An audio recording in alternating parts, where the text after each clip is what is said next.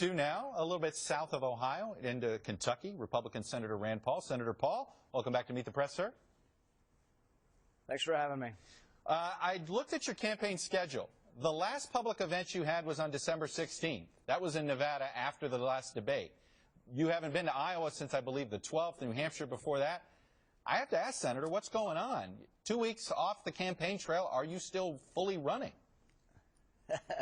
You know, I also believe in being with my family. Also had to hone up my surgical skills. I've been doing some pro bono surgery. Also had a few fundraising trips around the country in between then. But I think we've been to Iowa and New Hampshire as much or more than any other candidate. I'll be in New Hampshire, New Hampshire this week, and then I'll be in New York, and then I'll be in Iowa for the rest of the week. So we also do a job. I mean, I have a job as senator. I'm one of the few of the candidates that actually shows up to vote. Both Cruz and Rubio are missing the vast majority of their votes, but I feel I have an obligation to the taxpayer that pays my salary. I was just going to say, you've taken to Twitter quite a bit, though, in that time. First, it was to celebrate Festivus. We have a big Seinfeld-themed show, apparently, today. But also, you did some New Year's resolutions, and you went right after Senator Rubio and Cruz. You said, I resolved to spend less time voting in the Senate so Marco Rubio and Ted Cruz don't look so bad. Then you said this about Ted Cruz. I resolved to give Ted Cruz more lead time before I announce my policy positions so he can replicate them faster. So you believe that basically he steals all your ideas? Well, you know, they say imitation is the sincerest form of flattery, and I think on foreign policy he started talking about regime change being a bad idea, toppling secular dictators being a bad idea, and I think I've been the leader on that issue, and I continue to, and it's an important voice. In fact, I think that was the most important thing we've had the entire presidential season, is we finally had a real debate over foreign policy over whether regime change is a good idea.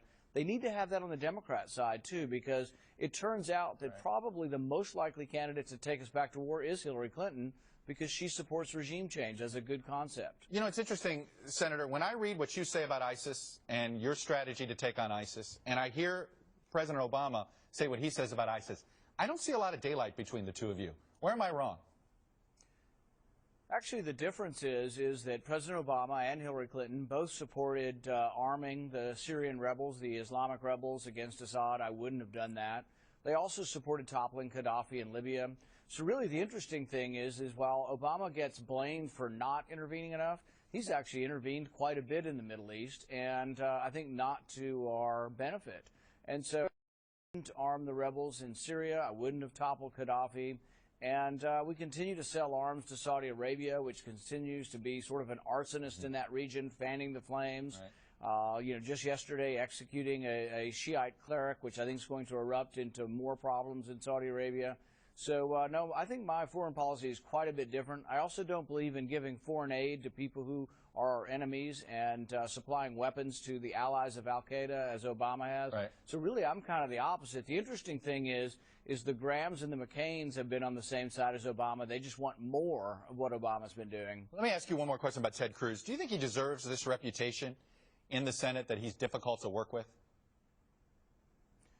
You know, I think people have different strategies and approaches to how they deal with people. I've had many disagreements with those in leadership, but I try to keep it on a professional basis. I don't go to the floor and call people liars because I don't think that, one, that meets the rules of the Senate. The rules of the Senate say you're not supposed to attack someone's character. Yeah. And I think you can call them out, and I've given 10-hour speeches, 13-hour speeches without calling anybody names, but talking about the history of our country, the importance of the Bill of Rights, the importance of the Fourth Amendment and privacy.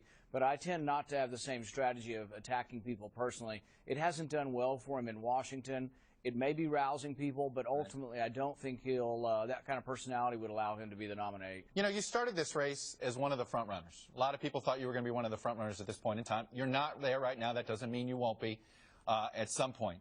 But are you frustrated with how this campaign has turned out, the focus on Trump? What is it that is... I feel the frustration in reading your tweets. You clearly are. Can you put it into words? The interesting thing is that I think the polls are not scientific. A lot of people who follow polls never had any math classes. They don't understand anything about standard error, standard deviation. You are right about that. The problem is they've been way wrong. I mean, look, we just had polling in the Kentucky race, and a week before, when they're supposed to be most accurate, they're off 13 points. So if I do have a frustration, it's that we're being led by the nose, and the news media is led by the nose to think that somehow Trump is going to win this because of these polls. The polls don't, I believe, capture who's going to actually vote. Yep. Look, we have great popularity with students. I had 1,000 students at George Washington a few weeks ago, 1,000 students at Iowa State. And the thing is have you ever met a college student that has answered a presidential poll? If we turn them out, we're going to shock people like you've never seen. All right. But the problem is it's a self-fulfilling cycle. Everybody's reporting it's Trump or Rubio or this or that. And really, in the end, nobody knows, and we ought to have maybe a little bit more of an even approach to how we approach the news. Well, I'm in favor of waiting to see what the voters say.